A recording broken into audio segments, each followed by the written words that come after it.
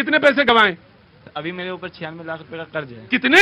96 लाख। 96 लाख रुपए का कर्ज है। ये बिहार के हिमांशु मिश्रा हैं। अभी तक आपने इनका वीडियो जरूर देखा होगा, लेकिन अगर नहीं देखा तो मैं आपको बता दूं कि न्यूज 18 के जर्नलिस्ट प्रतीक त्रिवेदी जनता से बात कर रहे थे। इसी बीच हिमांशु आए और रोते हुए ऑनलाइन गेमिंग की हकीकत बताई। हिमांशु को ऑनलाइन गेमिंग की ऐसी लत लगी कि उसने 96 लाख रुपए गवा दिए। इस लत की वजह से उसका परिवार उससे दूर हो गया। अगर हमको कुछ हो भी जाएगा रोड में ना, वो देखने नहीं आएंगे। हिमांशु ने सुसाइड करने की भी कोशिश की।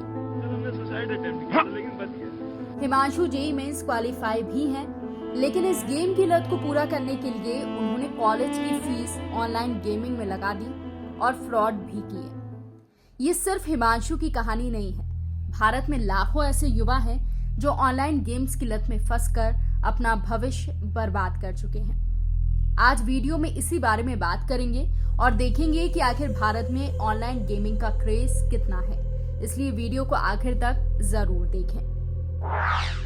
दोस्तों, आपने कई सेलिब्रिटी, क्रिकेटर्स और फिल्मी दुनिया के सितारों को ऑनलाइन गेमिंग ऐप का प्रमोशन करते हुए जरूर देखा होगा।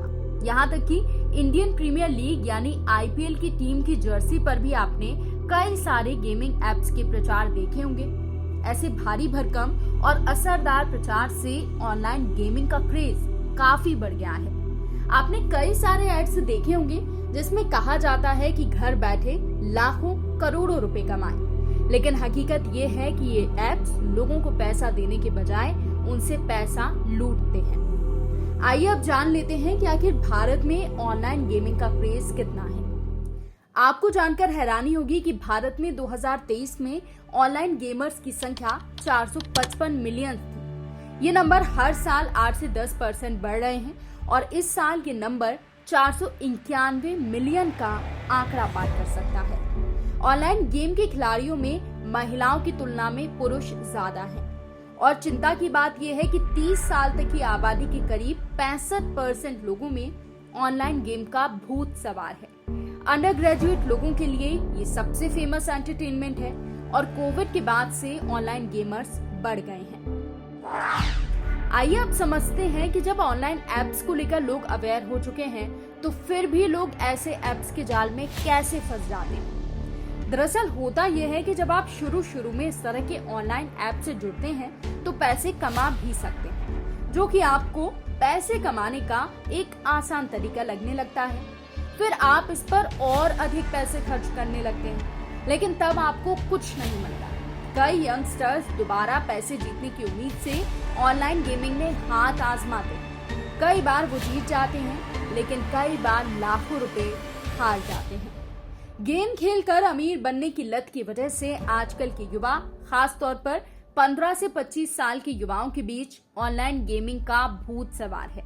सुबह से शाम तो कभी कभी रात भर वो सिर्फ गेम खेलने में ही बिजी रहते हैं। भारत में अगर ऑनलाइन गेमिंग का कारोबार देखें तो ये काफी बड़ा है। कोई भी व्यक्ति गेमिंग पोर्टल तक आसानी से पहुंच सकता है। लोग गेमिंग ऐप के नशे में खो रहे हैं। जिस तरह गेमिंग में लोग लगे हुए हैं, उससे सरकार की भी कमाई हो रही है। न्यूज ट्रैक की एक रिपोर्ट के मुताबिक सिर्फ ऑनलाइन गेमिंग पर जीएसटी से सरकार को बीते 6 महीनों में 6,909 करोड़ रुपए मिले, जबकि इसके पहले 6 महीनों में जीएसटी से सिर्फ 1,349 करोड़ रुपए ही मिले थे। यानी कि साफ है कि जैसे जैसे ऑनलाइन गेमर्स की संख्या बढ़ेगी, सरकार की कमाई भी बढ़ती जाएगी।